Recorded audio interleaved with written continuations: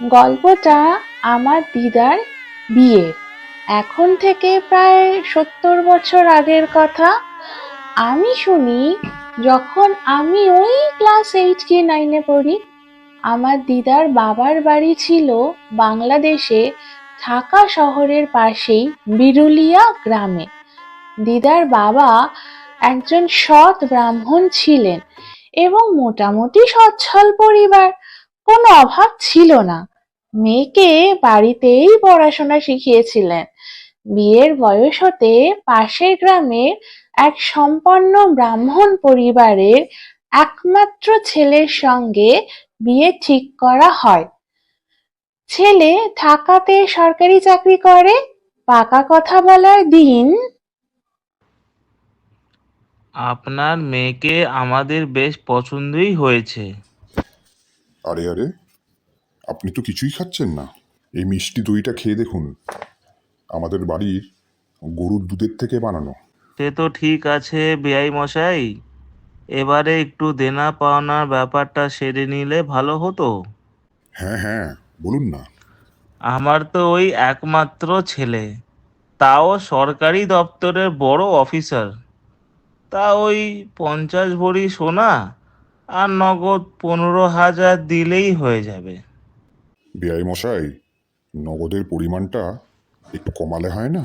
দেখুন, পাশের গ্রাম থেকে আরও সম্বন্ধ এসেছে, তারা 25,000 নগদ দিতে রাজি। নেহাত আপনাদের মেয়েকে আমাদের পছন্দ হয়েছে, তাই নগদে পরিমাণ কমানো হয়েছে। দেখতে দেখতে বিয়ের দিন চলে এলো। মেয়ের বাড়িতে সকাল থেকেই ব্যস্ততা। গোধূলি লগ্নে বিয়ে, পাত্রপক্ষ উপস্থিত। বিয়েতে বসার আগে ছেলের বাবা মেয়ের বাবাকে আলাদা করে ডেকে নিয়ে বলছি, বিয়ের আগে দেনা পাওনাটা মিটিয়ে দিলে ভালো হতো। হ্যাঁ হ্যাঁ, বিয়েটা হয়ে যাক না, তারপর দিয়ে দিচ্ছি। আপনি কি কিছু লোকাচ্ছেন? আগে মিটিয়ে দিতে অসুবিধা কোথায়? আগে না, মানে সোনা ঠিকই আছে, নগদের টাকায় কিছু কম হচ্ছে। আমি তাড়াতাড়ি দিয়ে দেবো। মানে আপনি কি মস্কারা করছেন নাকি? কত বড় সম্বন্ধ এসেছিল জানেন? আপনাদের ওপর ভরসা করাই আমার ভুল হয়েছে। এরকমভাবে বলবেন না, আমি কথা দিচ্ছি, আমি বাকি নগদের টাকা তাড়াতাড়ি মিটিয়ে দেবো। এই সন্টু, চলে আয়, এখানে বিয়ে হবে না। না না, এরকম করবেন না। ওদের কুষ্টি মিলিয়েছে রাজ্যটোক, আর এখন বিয়ে না হলে আমার মেয়েটা লগ্নভ্রষ্টা হয়ে যাবে যে, ওর আর বিয়ে দেওয়া যাবে না। এটা আগে ভাবা উচিত ছিল আপনার। নগদের পুরোটা দিন, না হলে এই বিয়ে হবে না। এমন সময় ভিড়ের মধ্যে থেকে পাশের বাড়ির দেবু সামনে এসে দাঁড়ায়। সে কলকাতায় পড়াশোনা করে। দেবু আগে মেয়ের বাবাকে ধরে দাঁড় করায়। জ্যাঠামশাই, আমাদের তো চেনেন, আমরাও ব্রাহ্মণ। যদি অভয় দেন তো আমি আপনার মেয়েকে বিয়ে করতে রাজি।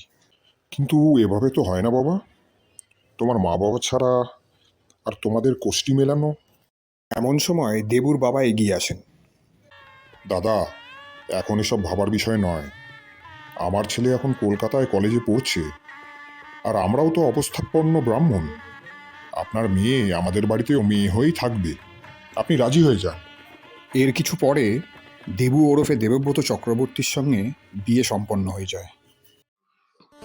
আমার দিদার দাম্পত্য জীবন অত্যন্ত সুখের ছিল। আমার দাদু পড়াশোনা শেষ করে সরকারি চাকরি পায় কলকাতাতেই 1940 সালে এবং আমার দিদাকে নিয়ে এখানেই বসবাস শুরু করেন। গোষ্ঠী বিচার ছাড়াই আমার দিদা আর দাদু সুখী হয়েছিলেন।